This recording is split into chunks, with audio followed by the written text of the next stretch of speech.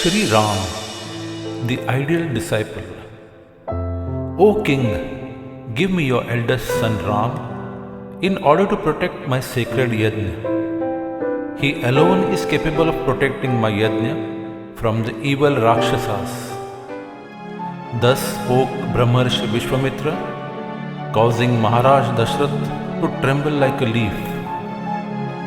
The king had hoped that perhaps Vishwamitra had come to ask for a donation of land or cows, but the sage demanded nothing but Dashrath's most beloved son, and that too for a most dangerous mission. Although bound by promise to fulfill the sage's request, Dashrath's anxiety showed. When Shri Ram set out with Vishwamitra, his brother Lakshmana also accompanied him.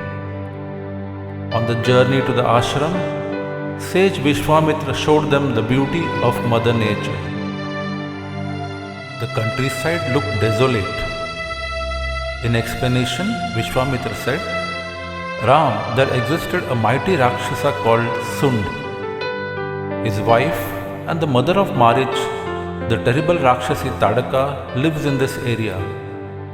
She is inhuman, cruel and ferocious, and it is she who has reduced this land to this miserable state.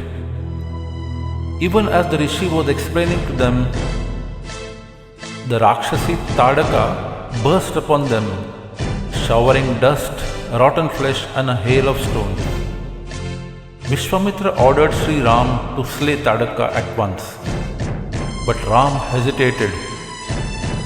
Tadaka being a woman, Ram expressed his doubts to the Rishi Vishwamitra. Vishwamitra said, Tadaka is a terror to this land.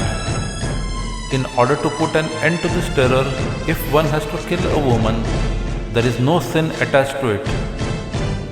It is precisely due to this reason that Indra had killed Virochan's daughter Manthara, and Bhagwan Vishnu had to slay Shukracharya's mother, who was trying to destroy Indra.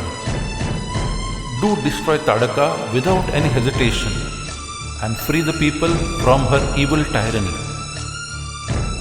A fierce combat ensued between Sri Ram and Tadaka, during which Ram used one of his invincible arrows and killed the Rakshasi.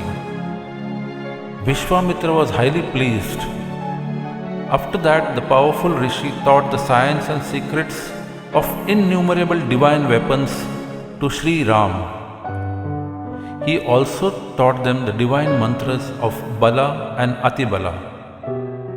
After learning these two mantras, Ram and Lakshmana were free of hunger and thirst. They also became imperishable and invincible in war.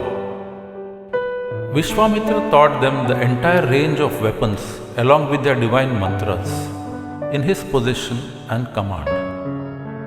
Soon after, the brothers were required to carry out the very duty for which Rishi Vishwamitra had brought them from Ayodhya.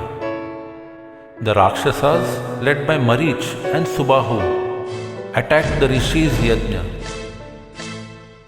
Shri Ram killed Subahu on the spot, while Marich was thrown into the sea thousands of miles away.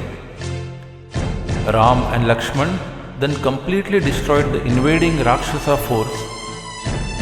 Vishwamitra's yajna was a grand success. Lesson to ponder. Although Sri Ram did not adopt the more prevalent practice of a prolonged stay in ashram as a student, serving his guru and the guru's wife by performing daily course at the ashram, he was nevertheless able to win his guru's approval and blessings by his deep and ardent desire for knowledge. Sri Ram displayed evidence of his yearning for knowledge, proved his ability and his prowess in mastering the most difficult of sciences and mantras, as well as winning the blessing of the quick-tempered and harsh disciplinarian Brahmarshi Vishwamitra.